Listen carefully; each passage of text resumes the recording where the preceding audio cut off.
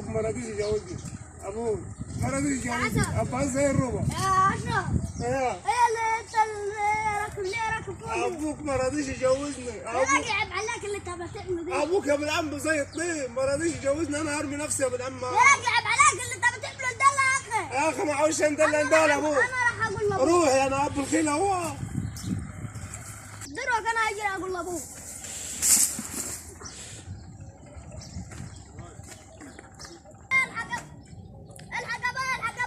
هي في اللي يخرب ابوك هي في. لا اشرف هرمي نفسه من فوق. ماله اشرف اللي قطع اشرف واللي خلف اشرف ماله؟ عطينه الواحد ما يعرفش يشوط، الواحد ما يعرفش يقعد 10 دقائق كده. هذا كل يوم يا اما هات رز هات شعريه اتعرك مع امك اهرب من امك من البيت تاجوني الزرع تاجي تغفل الجوع. ماله؟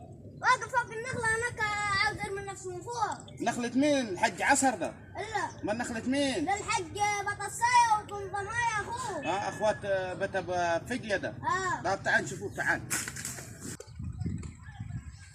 فين ابن الفقير اللي يخرب بيت اشرف كل يوم؟ ما اللي دخلت الساعه فين هذا؟ يا ابوي على العصعوصه فينه؟ يا اشرف انزل عيب عليك يا اشرف ابوك راجل كبير. عايزين نجيبوا لي الضغط اكثر من كذا. كفايه امك في البيت يا اخي. يا ابن العم عاوز اتجوز يا باي.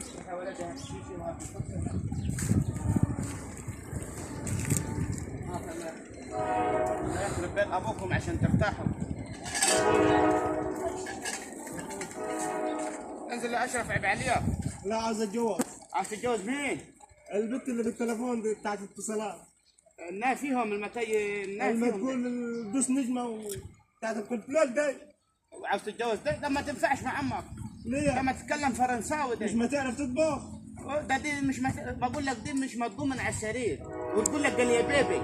ابي يا بيبي دي انا اعرفها يا بيبي. هي دي تعرف تطبخ هي. ده هتعوز مترجم وهتعوز طباخ وهتعوز خدام معاك ومش هتنفع مع عمك. ده متكلم فرنساوي. انا هترجم. انا هترجم. هتترجم لها ازاي انت؟ انجلش. انزل يا عم اشرف عشان اجيب لك معانا دورين سبخ عايزين نحولوهم. هتجوزني انا؟ هجوزك. انزل وهجيب لك بيتزا وهجيب لك تابلت هتجوزنا؟ وهفرجك عن خطان عزوز. هتجوزنا؟ اكيد. اكيد. انا ابوي عايز يضربني. انزل يا اشرف. ماشي. قولي يا ابوي يا امسك لي. ضحكت علي يا باي. لازم اضحك عليك. مش هضربك. اجوزها لك منين ده؟ مش هضربك. انا مرة. انا مرة. افوت زي الطين يا اخي. احد تكفير يا باي. تكفير. لو تكفيري كنت سبتك. لو تكفيري كنت سبتك. يا قليل الادب. قلت لك انا عاوز اروح النادي. هتحول دورين السبخ دروك ولا لا؟ هحولها. اسكت. طرق له الحمارة. قوم يا ابن الوسخ.